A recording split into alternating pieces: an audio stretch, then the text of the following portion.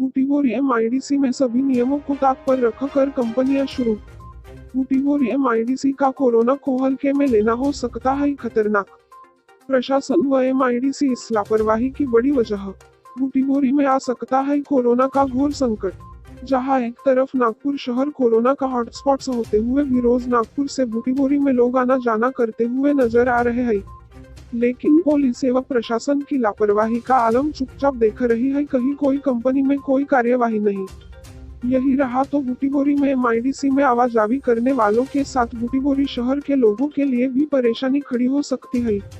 इस दौरान न तो पुलिस नजर आती है और न ही प्रशासनिक पदाधिकारी, जो हर दिन नियमों का उल्लंघन कर रोज नागपुर से बूटीबोरी एमआईडीसी में आवाजावी कर रहे हैं। सिर्फ अत्यावश्यक कंपनियों को ही मान्यता, वो भी ग्रीन एवं ऑरेंज जोन में। कुछ नियमों का पालन करते हुए लॉकडाउन के दौरान काम करने की इजाजत दी गई, पर यहाँ तो रेड जोन होने के बावजूद सभी नियमों की धज्जियां उड़ाई जा रही है। कंपनी शुरू करने के कुछ नियम मुख्यमंत्री ने जिलाधिकारी एवं पालक मंत्री द्वारा बताए गए। एमआईडीसी ने काम के दौरान सामाजिक दूरी बनाए रखने, सैनिटाइजर एवं सभी सुरक्षा की चीजों को उपलब्ध कराया जाए। कर्मचारियों को सैनिटाइजर, मास्क, अन्य पर्याप्त सुविधा की उपलब्धता सुनिश्चित करने और आगामी नोटिस दिए जाने तक कर्मियों के रहने के अस्थायी निवास की व्यवस्था करने को अनिवार्य कर दिया है, पर सभी नियमों को ताक पर रखा जा रहा है। पुलिस एवं प्रशासन ने हर कंपनी जाकर जांच करना अनिवार्य है कि नियमों का पालन हो रहा है या नहीं, पर ऐसा होते हुए कहीं नजर नहीं आ रहा। अगर जिलाधिकारी ने जल्द कोई उचित कार्यवाही नहीं की तो इतने दिनों का संयम एवं मेहनत पर पानी फिरने की आशंका नगराध्यक्ष बबलू गौतम ने जताई। आपने जो वीडियो देखा, बहुत बड़ी समस्या आ गई। ये जो बूटीबोरी कंपनी में एमआईडीसी में कंपनियां शुरू है और कंपनियां फूड प्रोडक्शन है तो समझ में आता, हमको भी समझता फूड की जरूरत है। और यहाँ पर इस प्रकार से अगर परमिशन दी गई है कि स्टील प्लांट भी चालू है, जहाँ पे लोहे की फैक्ट्री है वो भी शुरू है और हजारों की संख्या में कामगार पूरे आना जाना कर रहे हैं। अगर वहाँ पे नियम के हिसाब से माननीय कलेक्टर साहब ने आदेश दिया है तो कंपनी ने इन कामगारों को अपने यहाँ ही रखना चाहिए। यानी जो रूल्स में लिखा हुआ है, आप क्या कर रहे हैं कि नागपुर से सैकड़ों हजारों लोग बूटीबोरी एमआईडीसी आ रहे हैं। बूटीबोरी शहर से बसेस चालू हो गई है, आना जाना शुरू हुआ और नागपुर और बूटीबोरी के जो कामगार और नागपुर के कामगार, इनका दिन भर संपर्क रहता है और उसके बाद में बूटीबोरी के कामगार पूरे बूटीबोरी में स्थायी आते हैं और नागपुर के कामगार नागपुर जाते हैं। बहुत बड़ा धोखा निर्माण हो गया है। अभी तक कोरोना का कहीं भी सिम्टम्स नहीं है, मगर इस प्रकार से अगर चलते रहेगा तो बूटीबोरी को बचा नहीं सकेंगे। मेरी नम्र विनंती है शासन से, सत्ता से, प्रशासन से कि आप थोड़ा ध्यान दीजिए।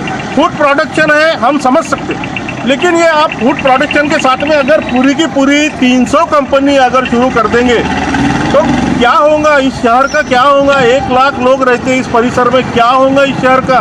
कोई भी पूरी तरह अवेयरनेस का काम नहीं कर रहे। यहाँ की पब्लिक कर रही है, यहाँ के कार्यकर्ता कर रहे हैं, यहाँ की संस्थाएं कर रही, मगर शासन ने थोड़ा ध्यान देना चाहिए इस सब के पीछे। आपने अभी देखा आपने कितना कर दिया है मेन रोड पे। ये देखो, ये बस अभी आ गई है, ये दूसरी बस जा रही है, तो ये कैसा चलेगा?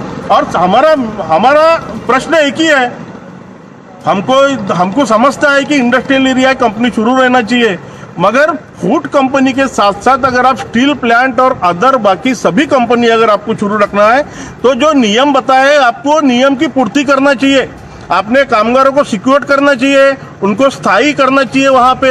अगर ये यातायात चलते रहेंगी, ये तीनों शिफ्ट में यातायात शुरू हो गई है कि एमआईडीसी से पूरे कामगार काम करके बूटीबोरी आ रहे हैं, सुबह फिर से जा रहे हैं। अगर ये 200-250 कंपनी यहाँ बूटीबोरी में शुरू रहेंगी तो कौन वाली रहेगा इस शहर का?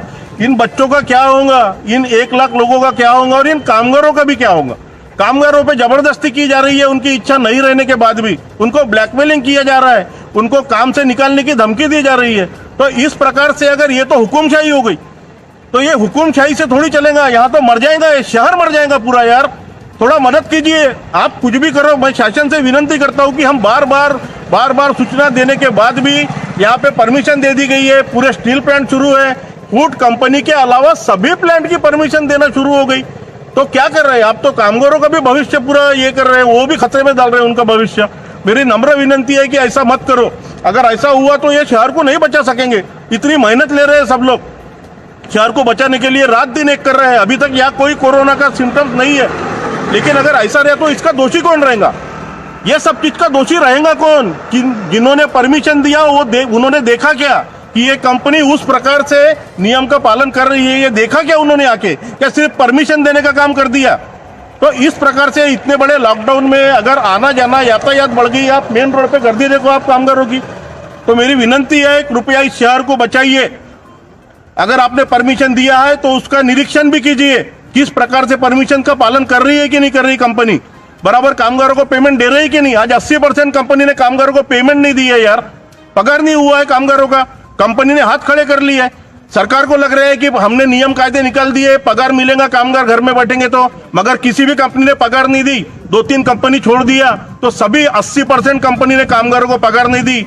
फरवरी का नहीं दिए, मार्च का पगार नहीं दिए, 2 महीने पहले का पगार नहीं दिए। लॉकडाउन तो बहुत दूर की बात है, लॉकडाउन में तो पगार हुआ ही नहीं, पिछले 2 महीने का भी तो पगार नहीं दी। हजारों कामगार हमारे तरफ आ रहे हैं, शिकायतें कर रहे हैं एमआरडीसी की, और उनको पगार नहीं रहने के बाद आप फिर से काम पे बुला रहे। उनका नियोजन तो कीजिए, उनकी फैमिली का तो सोचिए, उनके बाल बच्चों का तो सोचिए, और उनके साथ साथ ये बूटी बोरी के निर्दोष लोगों का सोचिए। आप यहाँ पे 70-80 हजार पब्लिक रहती है, आपने खुलेआम मनमानी एकदम, ये तो हुकुमशाही हो गई एक प्रकार की। तो ये हुकुमशाही पे कहीं तो भी रोक लगना चाहिए, क्योंकि इस परिस्थिति में क्या करेंगे, कौन क्या कर सकता है, कौन कानून हाथ में लेगा? ये तो अत्याचार शुरू है यहाँ पे इस परिसर में पूरी तरह। आपने परमिशन देने का काम कर दिया और उसके बाद वो जो आपने नियम कायदे लिखे, सही में कंपनी नियम कायदे फॉलो कर रही है क्या? उनको स्थायी रख रही है क्या कंपनी के अंदर? उनका सब देखरेख कर रही है क्या? उनका कुछ नहीं है। वो 12 घंटे कंपनी में काम कर रहे हैं, 12 घंटे शहर में आके सो रहे हैं। उनकी भी जान खतरे में डालने का काम शुरू है। मेरी फिर से विनंती है कि अगर ये जल्द से जल्द इसका रोकथाम होना चाहिए, और जो भी हो ये स्ट्रिक्टली एक विनंती है सबसे, और प्रशासन के भी अधिकारी देख रहे हैं तो उनसे भी विनंती है कि आपने कायदा जो है उसको फॉलो कीजिए। सिर्फ कायदा निकाल के ऑर्डर देके कंपनी शुरू करने का इससे नहीं होगा, इससे जाने चले जाएंगी, दोषी कौन रहेगा? तो फिर से एक विनंती है कि आप आज से ही सीरियसली इस मैटर पे ध्यान दीजिए, क्योंकि अब बहुत हो गया। हम लोग विनंती करते जा रहे हैं, विनंती कर रहे हैं, रिक्वेस्ट कर रहे हैं, और आप ऑर्डर पे ऑर्डर कर रहे हैं, ऑर्डर पे ऑर्डर कर रहे हैं। कौन देखेगा, कौन देखेगा इस गांव का भविष्य? यहाँ पे महामारी पसर गई तो कौन देखेगा? आपको पता है नागपुर रेड जोन हो चुका है। रेड जोन होने के बाद में क्या परिस्थिति है? आप नागपुर में तो नियम कायदे बहुत लगा रहे हैं। यहाँ 20 किलोमीटर पे बूटी बोरी शहर है, इतना बड़ा इंडस्ट्रियल एरिया है। बूटी बोरी की तरफ अभी तक किसी का ध्यान नहीं, किसी भी अधिकारी का पूरी तरह ध्यान नहीं है बूटी बोरी की तरफ किसी की। यहाँ की पब्लिक लावारिस है, या फिर बूटी बोरी के दूसरे ग्रह पे है क्या? मंगल ग्रह पे है क्या बूटी बोरी? क्या बूटी बोरी को आपने लावारिस छोड़ दिया पूरी तरह? आप जल्द से जल्द ध्यान दीजिए। अगर कुछ तो भी यहाँ पे अभी तक कोरोना है नहीं, अगर यहाँ महामारी पसर गई, प्रशासन शासन इसका बहुत बड़ा दोषी रहेगा, क्योंकि शासन फॉलो नहीं कर रहा है रिजल्ट।